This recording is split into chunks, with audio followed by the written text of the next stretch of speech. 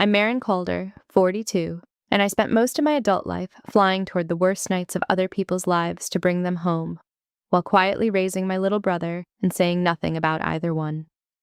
For 14 years, I carried a scar, a sealed mission, and a friend I lost in the door of my helicopter, and I never told a soul. But when a young SEAL at the Pearl Harbor Officers Club looked at the scar on my arm and laughed, I made a choice that changed everything. Have you ever been underestimated by someone who had no idea what you had survived? If so, tell me your story in the comments. You're not alone. Before I get into what happened, let me know where you're tuning in from. And if you've ever had to stand up for yourself after being wronged, hit that like button and subscribe. The flight line at dawn has a smell that never leaves you once it gets into your blood. Jet fuel and salt and cold metal. The ocean somewhere past the hangars, breathing in the dark.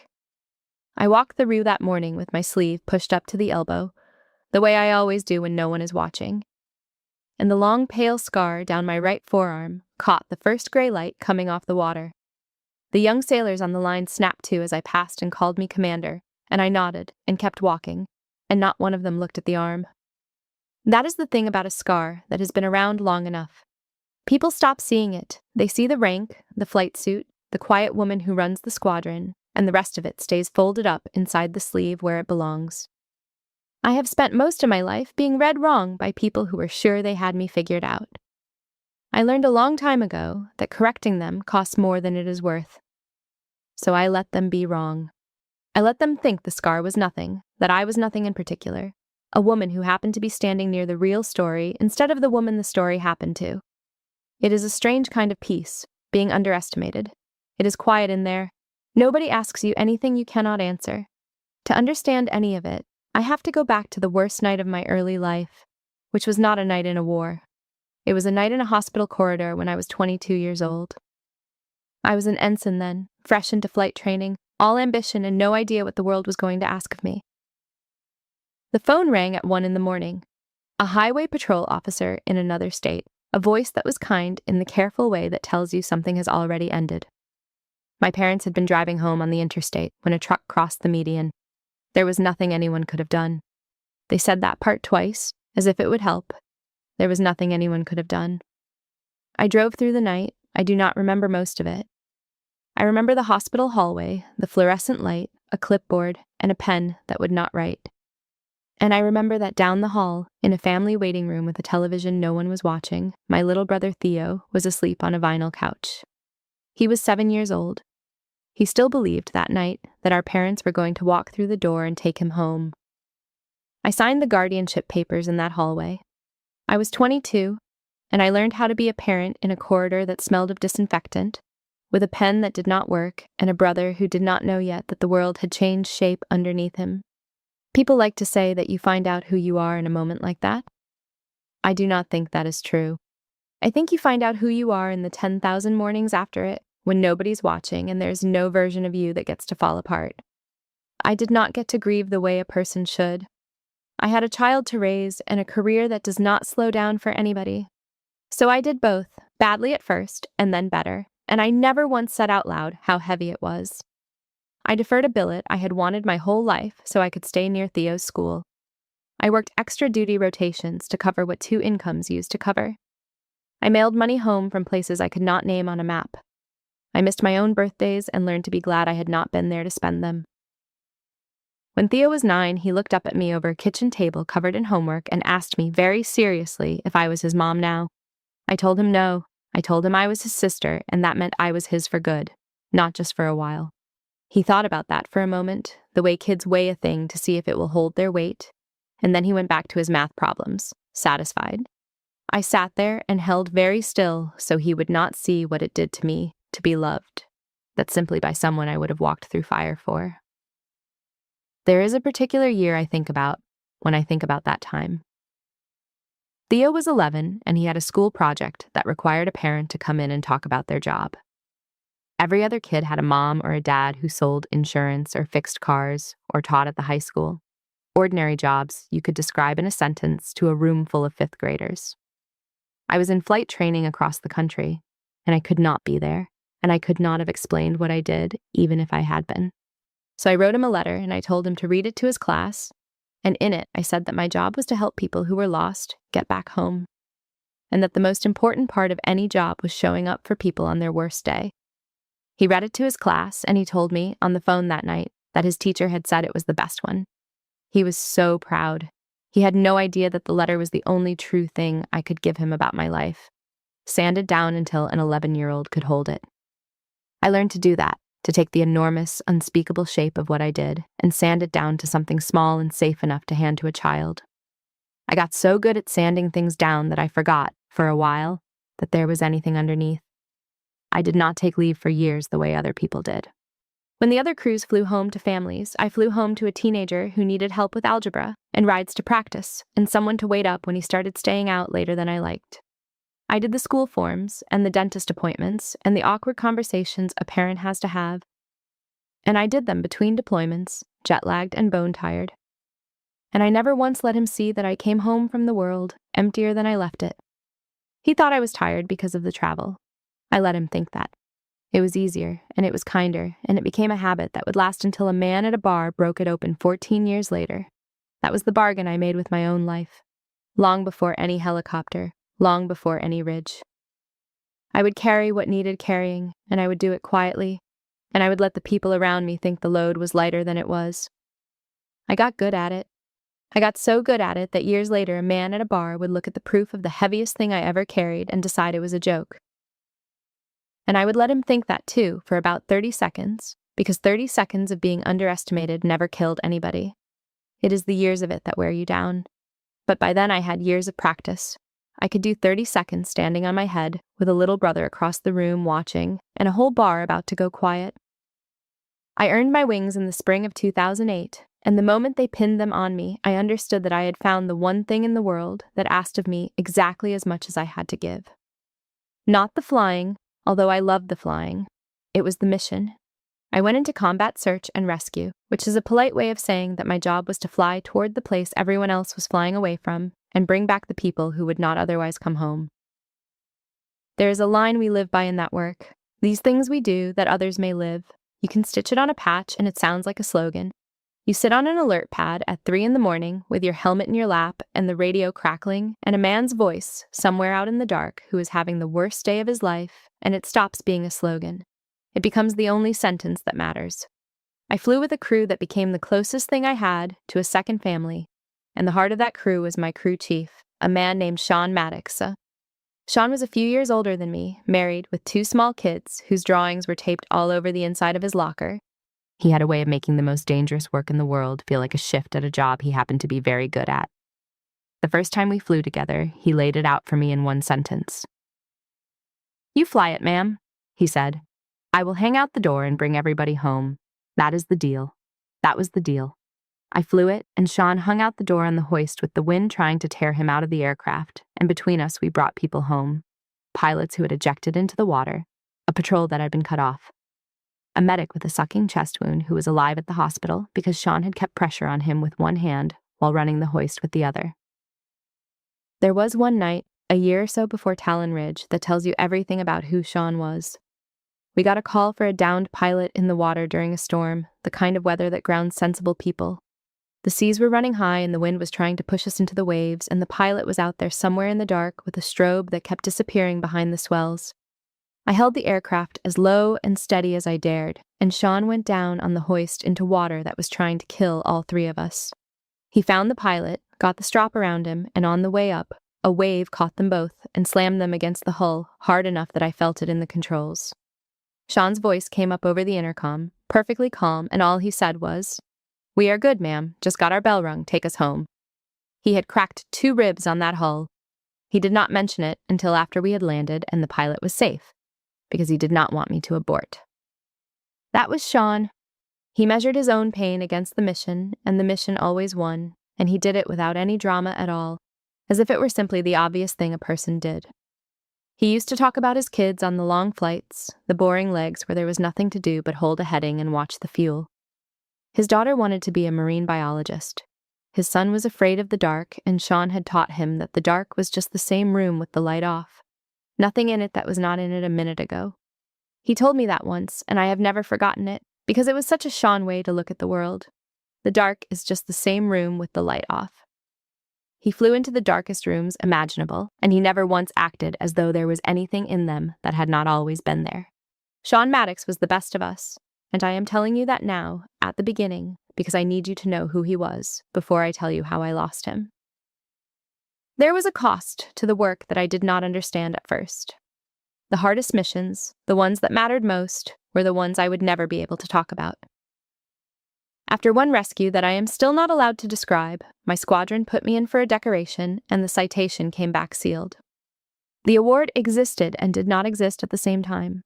A senior officer I respected, a captain who had flown more of these than anyone, took me aside and told me the truth of it, gently, because he knew it was a hard truth to hear. "Calder," he said, "the work that matters most is the work you will never get to talk about. The people who do the loudest jobs get the loudest thanks. The people who do the quietest ones get a folder they cannot open and a habit of not explaining themselves at parties." He looked at me for a moment. "You okay living with that?" I told him I was. I even believed it. I had been living with unspoken weight since I was 22. What was one more vault, one more locked door, one more thing I could not say? I did not understand then that the silence would last 14 years, and that the cost of it was not the missing medal. The cost was that the most important night of my life would belong to no one but me, and a handful of men who could not say it either, until the night it all came loose in the most ordinary place imaginable, with a beer sweating on the bar and a young man laughing at my arm. The operations tempo was climbing that whole season. You can feel it before it breaks, the way the air changes before a storm. There was a mission building somewhere out past the edge of what I was cleared to know, a direct action by a SEAL element against an objective that mattered to people far above my pay grade.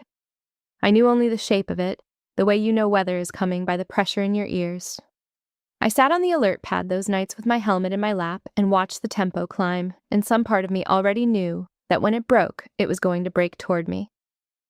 I want to take you out of the past for a moment because the past did not stay where I had put it. It came back to me all at once, 14 years later, in a room full of people who had no idea what they were standing next to. It was the summer of 2026, and my brother Theo was about to be commissioned an officer in the United States Navy. He had done it the hard way, the long way, the way that meant the most to him, and I was prouder of him than I have ever been of anything I did myself.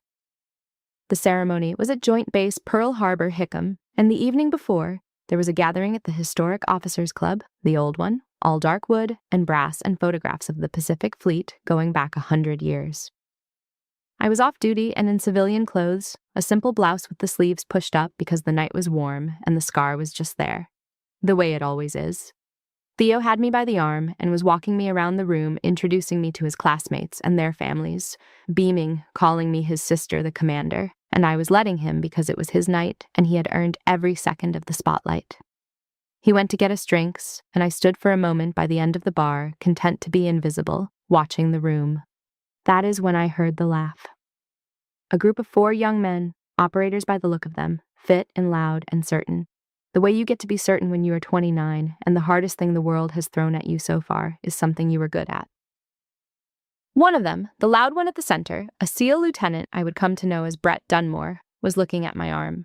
"Let me guess," he said, loud enough for his friends, and for me, and for the people nearby. "Kitchen accident?" His buddies laughed. It was not cruel exactly. It was worse than cruel. It was careless. It was the laugh of a young man who has decided that the woman in front of him is scenery, a dependent, somebody's wife or somebody's mother, a person whose scar could only have come from a domestic mishap, because what else could a woman like that have ever done?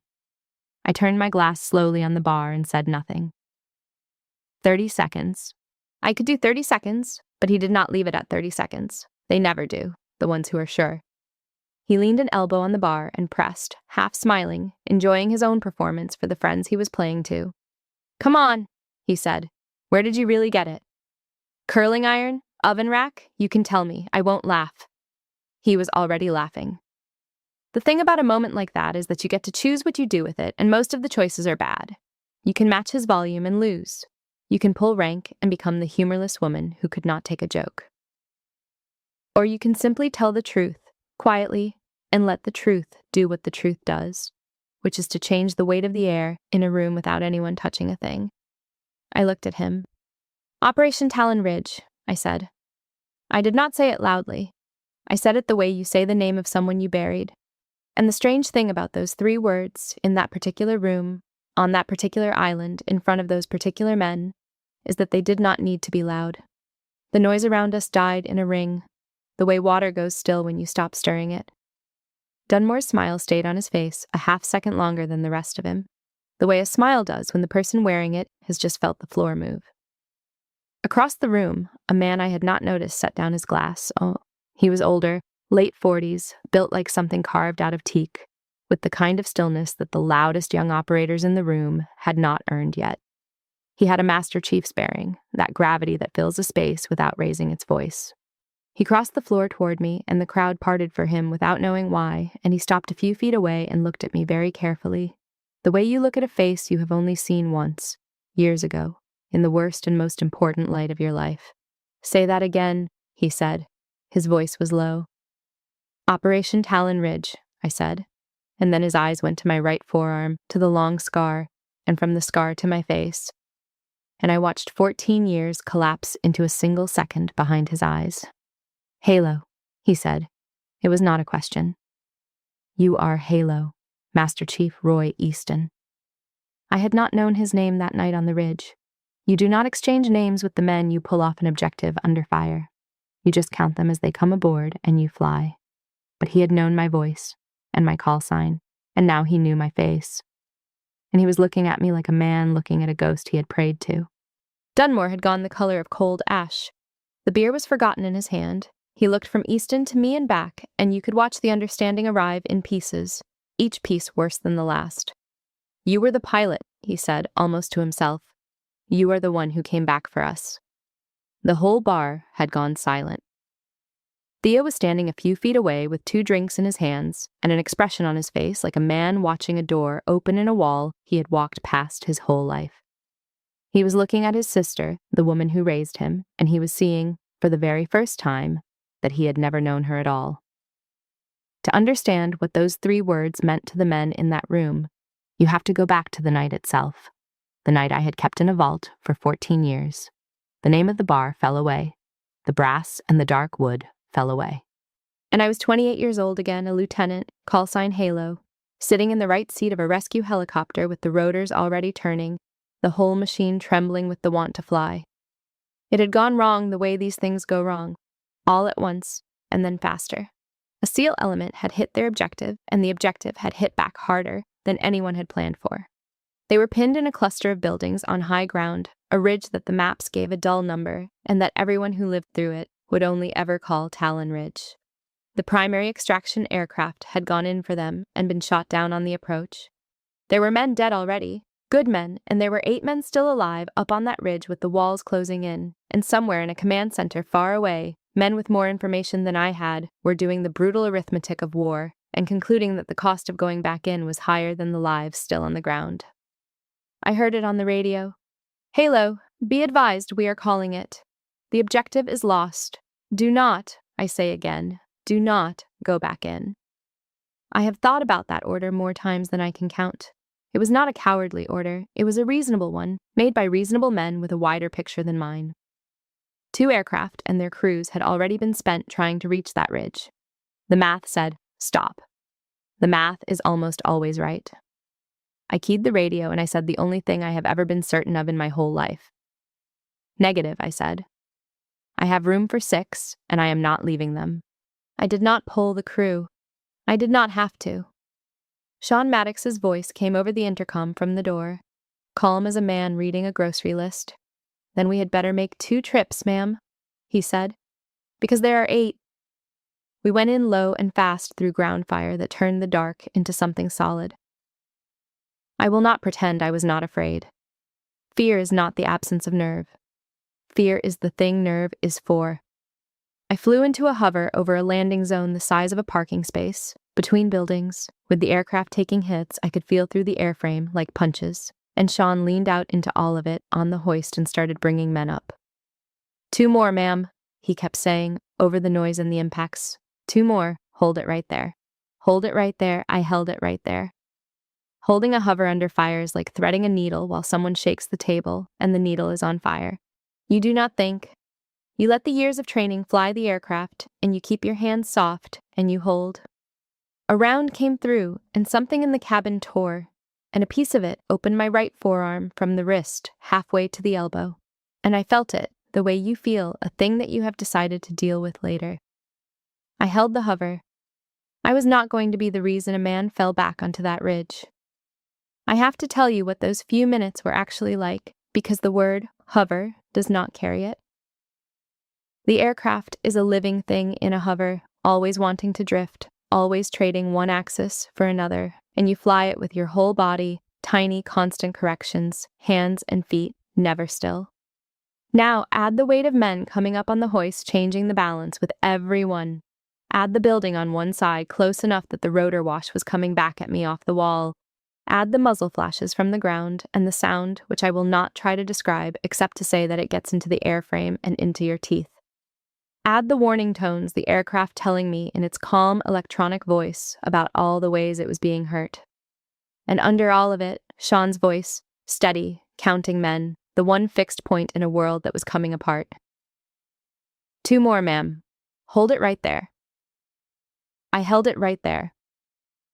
I held it because he was holding it, out in the open on the end of a cable, and if he could do that, then the least I could do was keep the aircraft still enough that his courage was not wasted. The round that opened my arm came through the cabin and I did not look at it. I've heard people say that pain demands your attention, that you cannot ignore it. That is not true. You can ignore almost anything if the alternative is dropping a man back onto a ridge. I felt the warmth running down to my wrist and getting into my glove and making the controls slick, and I adjusted my grip and I kept flying, and I filed the arm under later, the same place I had been filing my own needs since I was 22 years old. We got 6. We came back for the other 2. On the second pass, with the last man almost aboard, a burst walked across the side of the aircraft, and Sean Maddox, who had spent his whole career hanging out the door to bring everybody home, did not come back inside. I flew out with 8 living men in the back and my forearms soaked to the elbow and the right seat of my aircraft, holding the absence of the best man I have ever known.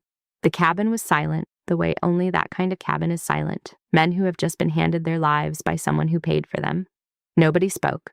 There was nothing to say that would have been big enough. We landed. The 8 men walked off the ridge because I flew back for them. Sean Maddox did not, because he flew back for them too. The mission was buried under a classification so deep that for 14 years I could not so much as say its name out loud. I went to the memorial service and stood with Sean's wife and his 2 small children, and I could not even tell them, in any detail that would have meant anything, what their father had done or why.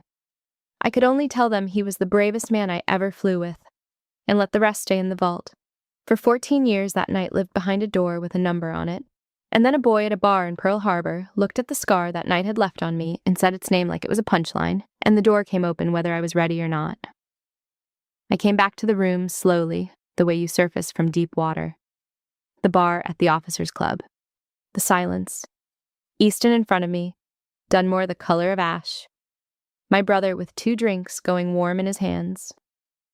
14 years, and the longest 14 years, lived in the half-second it took me to come back from that ridge to that bar. I want to tell you that I had planned what came next, that I had some perfect line ready, that I put the young man in his place with a single devastating sentence. I did not. I am not built that way, and the channel of my life has never run toward spectacle.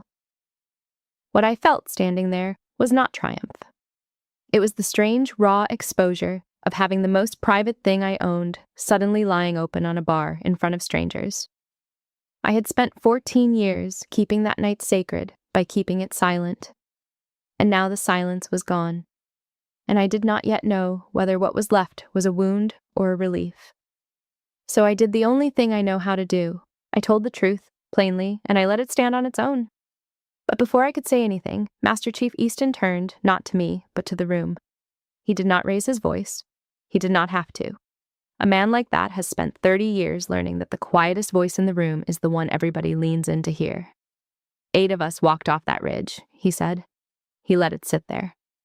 8 of us are alive, right now, in this room and in homes across this country, because this officer flew into a thing that 2 crews had already died trying to reach. Command called it lost. She went back anyway, and her door gunner did not come home, so that we could. Nobody moved. Somewhere a glass was set down very carefully on a wooden bar. Dunmore looked like a man who wanted the floor to open. He set his beer down and turned to me fully, and to his credit, he did not make excuses, although he started to. "Ma'am?"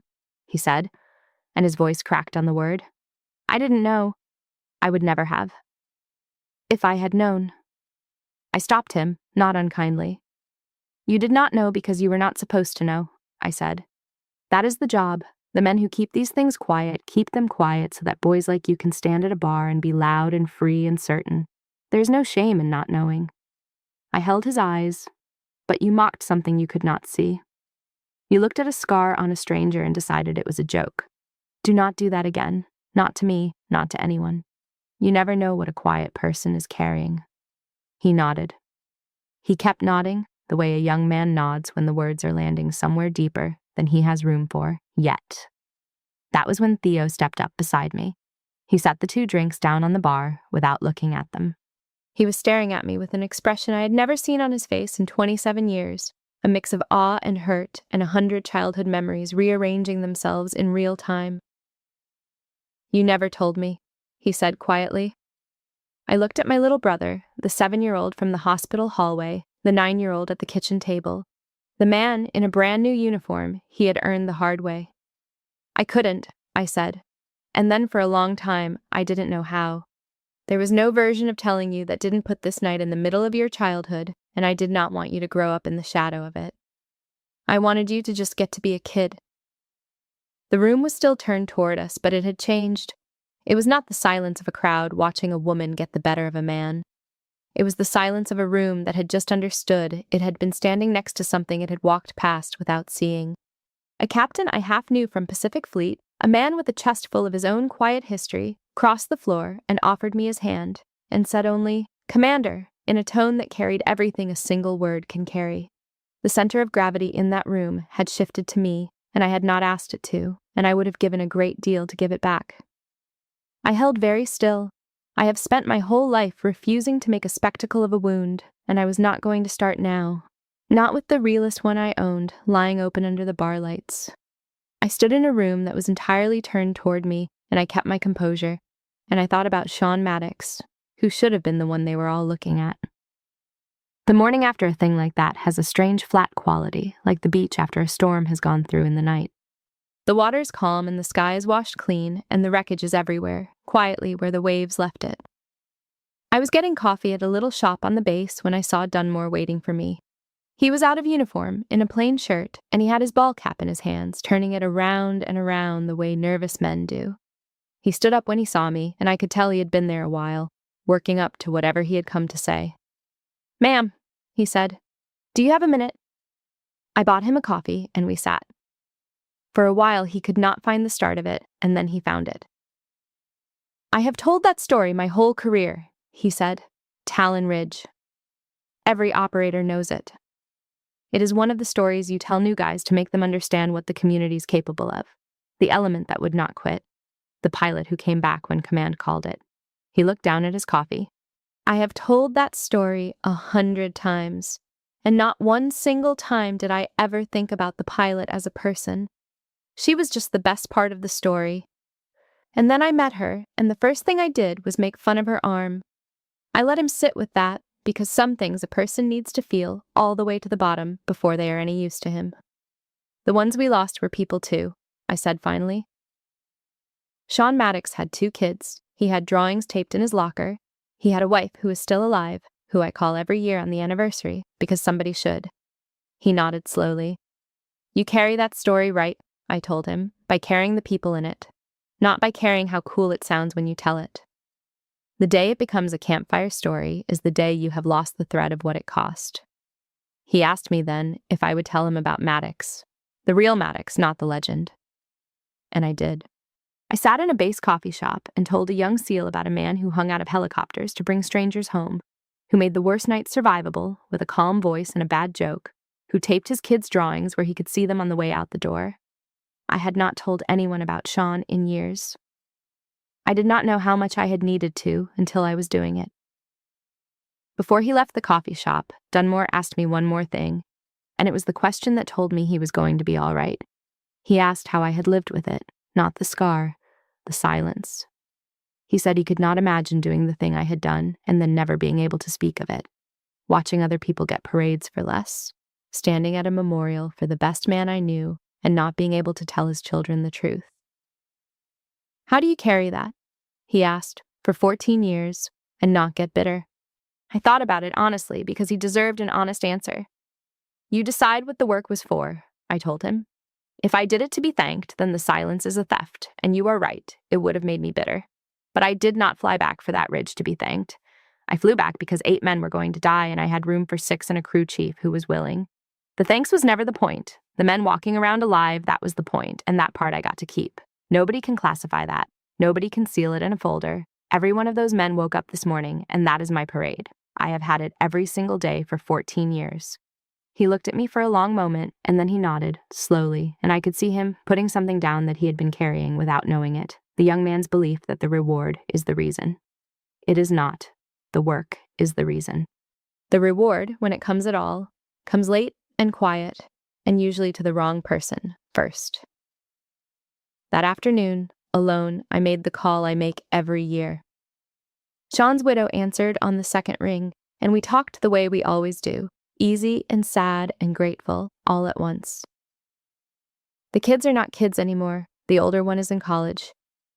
She told me about it, and I listened, and somewhere in the middle of the conversation, I caught sight of the scar on my forearm in the afternoon light. And for the first time in 14 years, it did not look to me like a thing I had to keep covered. It looked like a record, like a sentence in a language only a few people could read, that said, "On a certain night, a certain woman did not leave." I did not tell Sean's widow about the bar. That was not the day for it. But I told her I had run into one of the men we brought back, and that he had wanted to know about Sean, and that I had told him. There was a silence on the line, and then she said, in a voice that broke me a little, "Thank you for keeping him a person, and not just a name."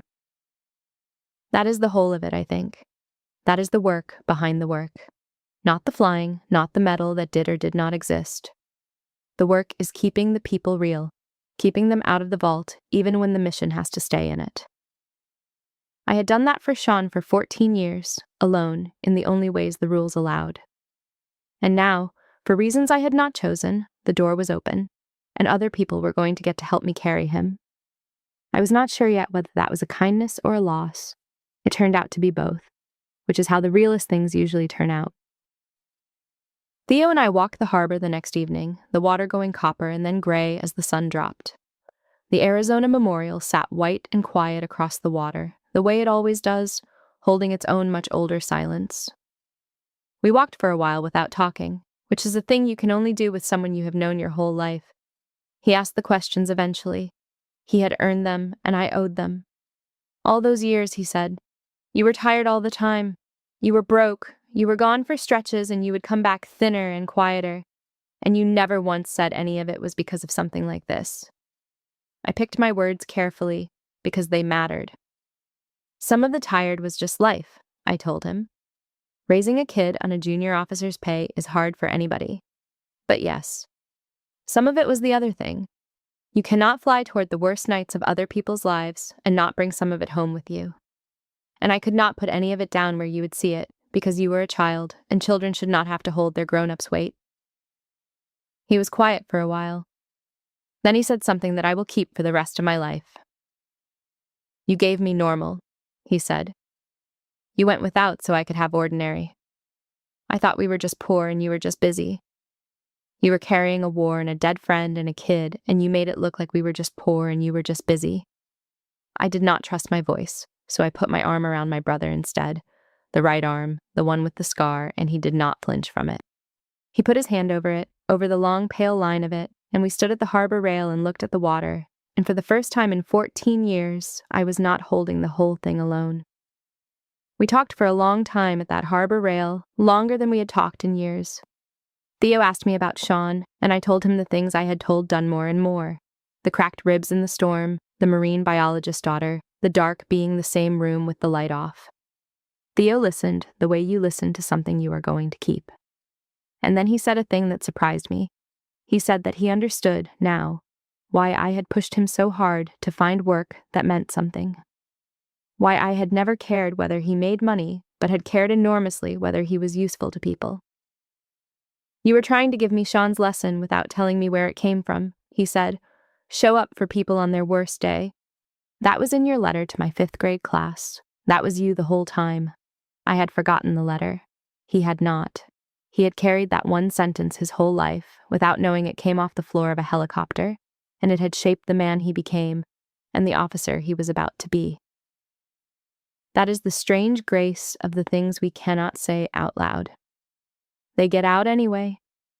They find the cracks, and they get out and they do their quiet work in the people we love, and we do not always get to see it happen.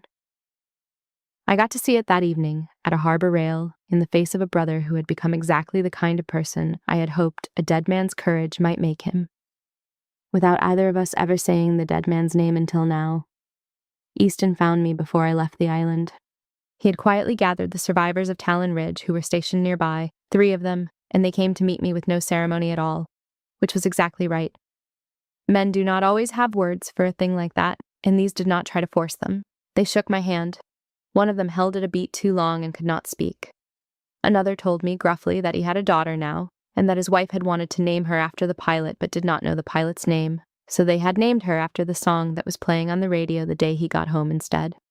He laughed when he said it, and so did I, and it was the best thing anyone had said to me in years. I set a term for myself, standing in that harbor with those men. The night would no longer live entirely in the vault. Where it could help, I would let it be known. The young operators who needed to understand the cost. The families who deserved the truth.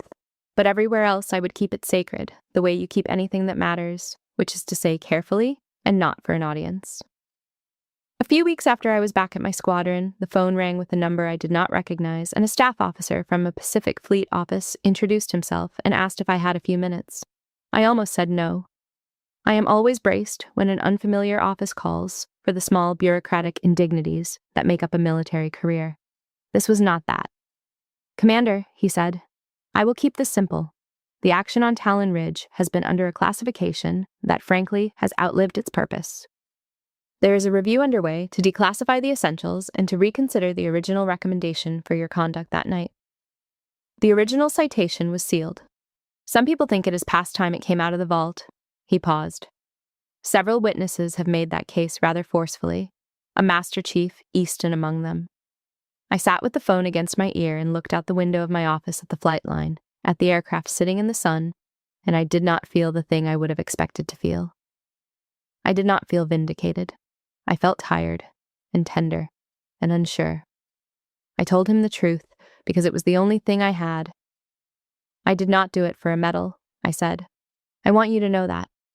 A medal does not bring my crew chief back, and he is the one who paid for that ridge. If there is going to be anything, his name comes first, or there is nothing."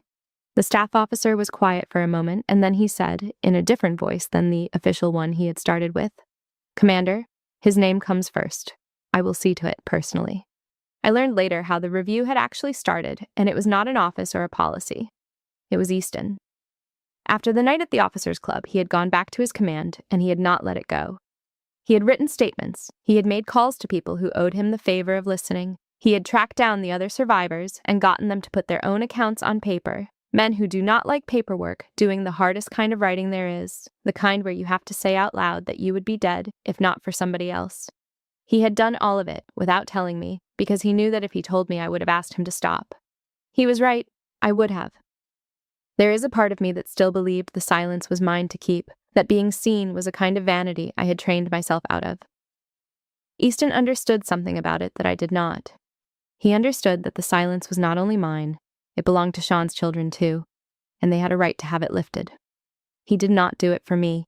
He did it for the boy who was afraid of the dark, so that someday that boy, grown now, would get to stand in a room and hear exactly what his father had done and why it had mattered. When I understood that, I stopped fighting the review. You cannot, in good conscience, keep a door locked when the people on the other side of it are the ones you went back for. It is a strange thing to spend 14 years being invisible on purpose, and then to feel the institution slowly turn its face toward you. I did not entirely trust it. Being seen, after so long not being seen, is its own kind of vertigo. I kept waiting for the catch, for the moment it would curdle into ceremony and politics and something I would have to perform. And it never came. The thing just moved, quietly, the way the best things in that world move, men and women in offices doing the patient work of finally getting something right. Theo, newly commissioned, came to see me before he shipped to his first assignment. He told me, almost shy about it, that he had requested training that would put him near the rescue world, the crews who fly toward the bad nights. I want to understand your world, he said. I spent 27 years not understanding it. I would like to spend the next while trying. I did not tell him how that landed in me. I just told him he would be good at it, because he would, and because he had been raised by someone who had taught him, without meaning to, that you fly toward the people who need you, not away. I called Sean's widow again, and this time I did tell her. About the bar, about the review, about the citation that was going to come out of the vault at last, with Sean's name first. She cried, and then she laughed, and then she asked if she and the kids could come, if there was going to be anything, and I said there would not be anything unless they were there. They were the whole point. They always had been. I held the envelope from Pacific Fleet for 2 days before I opened it. I do not entirely know why. I think some part of me knew that opening it would mean the silence was really over, and the silence had been my home for so long that leaving it felt like leaving a place I had lived. But you cannot stay in a vault forever, even one you built yourself, especially one you built yourself. So I opened it and I read it, and then I sat for a long while in the quiet, holding 14 years in my 2 hands and wondering what it actually means to finally be allowed to be seen. The ceremony was small, which is how I wanted it and how Sean would have wanted it. There was no grandstand, no crowd of strangers, no general making a speech about valor in the abstract.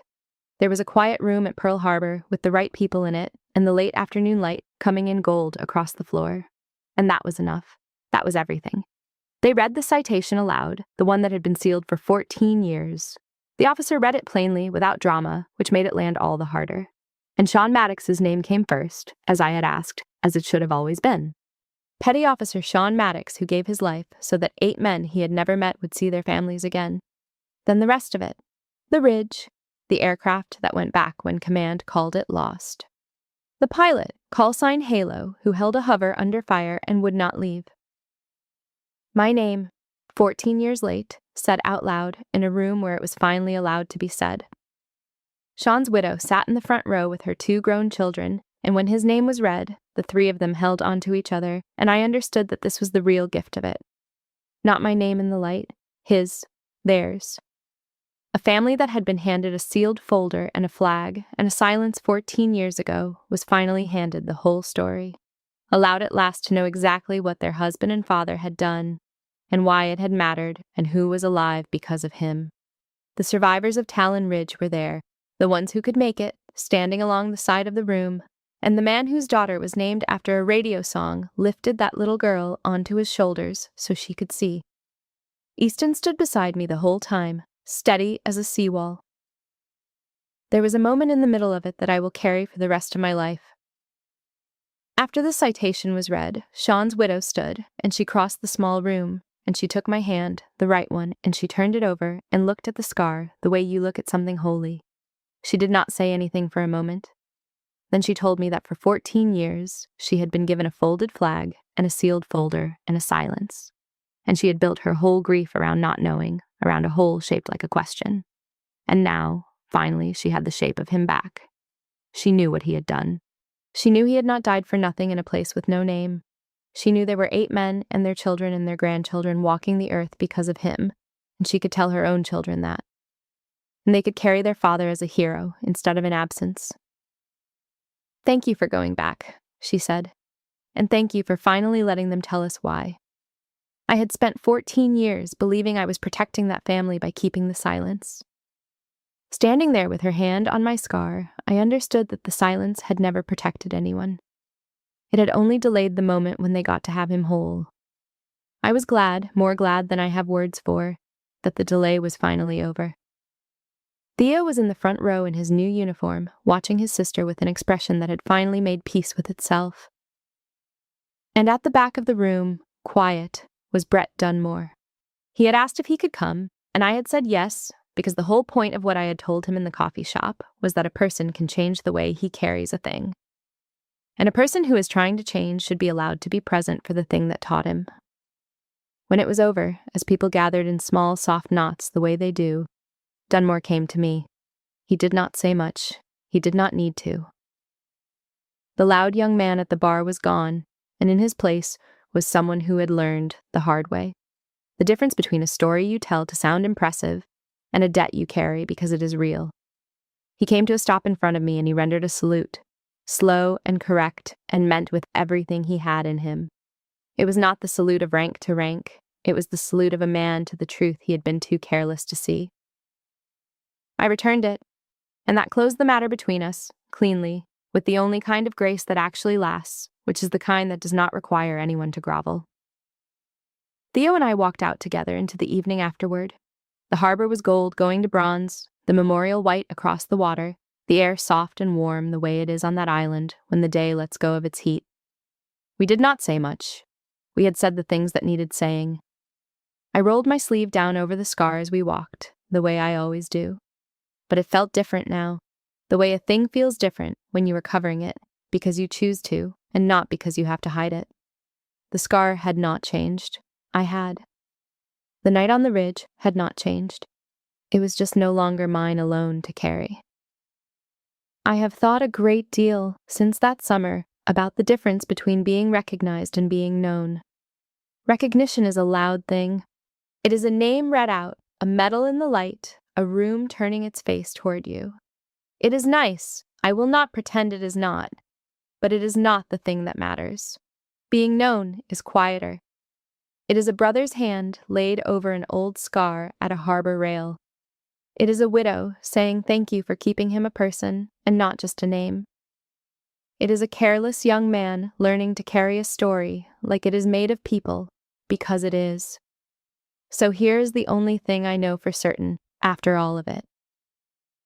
The people who carry the most are almost always the quietest ones in the room. The woman at the end of the bar with the scar she does not explain. The man who hangs out the door so strangers can come home. They are not asking to be seen. They made their peace with the silence a long time ago. But if you ever find yourself standing next to one of them, do yourself a kindness and do not assume that quiet means empty. Quiet, more often than not, is just the sound a person makes while they're carrying something you cannot see. I carried mine for 14 years, and the night I finally set it down, I did not feel smaller for having let it go. I felt lighter than I had been since I was 28 years old, holding a hover over a ridge, refusing to leave. Some things you fly back for, and some things, when the time finally comes, you are allowed to fly home from. That is what I wish for you, whoever you are, whatever you are quietly carrying tonight. I hope someday someone looks at the hardest thing you ever survived and sees it for exactly what it is. I hope someone reads your scar right, and I hope, when they do, you let them, because the only thing harder than carrying a weight alone is finally trusting someone enough to help you set it down. If you've ever carried something heavy and let people believe it was nothing just to keep the peace or to protect someone you love, then you already understand the quietest part of this story. I'd love to hear about it in the comments. Do you think I was right to keep that mission to myself for all those years? Or should I have let Theo know sooner? And have you ever had a stranger completely misjudge you, only to find out how wrong they were? Tell me below. If this story meant something to you, hit subscribe and stay a while. I read every comment and I'm grateful you're here.